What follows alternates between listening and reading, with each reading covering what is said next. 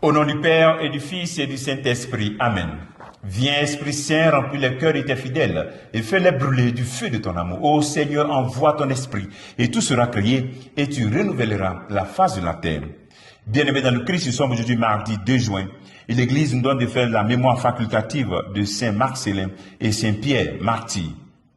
Et la parole de Dieu de ce jour est de Marc chapitre 12, versets 13 à 17. En ce temps-là, on envoya à Jésus des pharisiens et des partisans d'Hérode pour lui tendre un piège en le faisant parler. Et ceux-ci vinrent lui dire, « Maître, nous le savons, tu es toujours vrai et tu ne te laisses influencer par personne. Car ce n'est pas selon l'apparence que tu considères les gens, mais tu enseignes le chemin de Dieu selon la vérité. Est-il permis, oui ou non, de payer l'impôt à César l'empereur? Devons-nous payer, oui ou non? » Mais lui, sachant leur hypocrisie, leur dit, « Pourquoi voulez-vous me mettre à l'épreuve? Faites-moi voir une pièce d'argent. » Ils en apportaient une. Et Jésus leur dit, « Cette effigie et cette inscription, de qui sont-elles? » « De César, répondent-ils. Jésus leur dit, « Ce qui est à César, rendez-le à César, et à Dieu ce qui est à Dieu. » Et ils étaient remplis d'étonnement à son sujet. Acclamons la parole de Dieu, louange à toi, Seigneur Jésus. Donc voici qu'un piège est tendu au Christ, rempli de malice. Il vient lui tendre au Christ un piège. Si le Christ dit, il faut payer l'impôt, ils vont dire, oui, tu es avec maintenant nos oppresseurs, donc tu es contre le peuple et le condamner. S'il dit non, on va dire, ah bon, donc tu es contre les Romains, ceux qui nous oppressent, tu es contre eux. Ils vont le dénoncer auprès des Romains.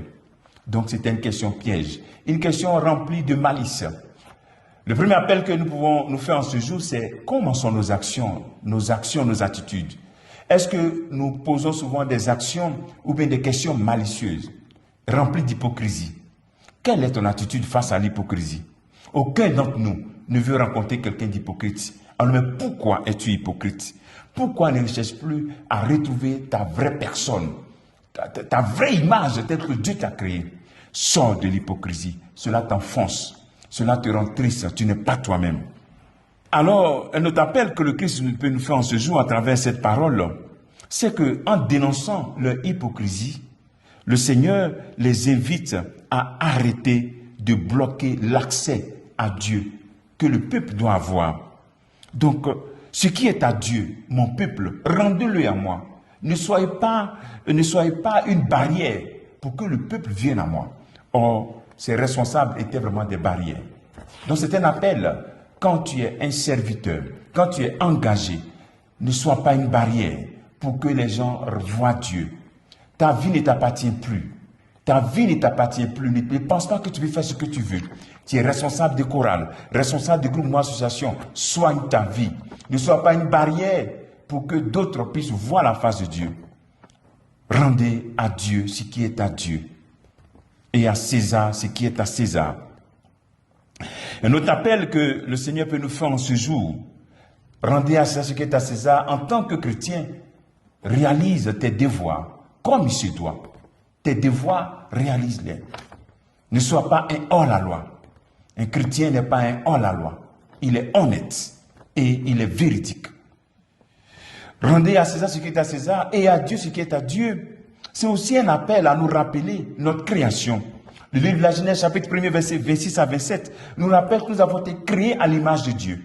Donc, si nous devons rendre à Dieu ce qui est à Dieu, qu'est-ce qu'il faut rendre à Dieu? C'est ta personne, créée à l'image de Dieu. Dans ton empreinte, dans ton être, il y a l'empreinte de Dieu, l'amour de Dieu.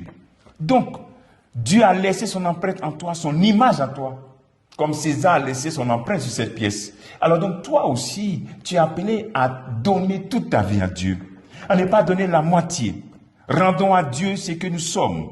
Offrir notre être comme un sacrifice beau, agréable, pur pour Dieu. Ton être, parce que en toi, il y a l'image de Dieu. Voici une motivation qui peut te pousser à dire, oui, je peux être fidèle à Dieu. Romains chapitre 12, verset 1er nous rappelle cela. Offrir notre être comme un sacrifice beau, agréable. Pourquoi tu ne veux pas le faire?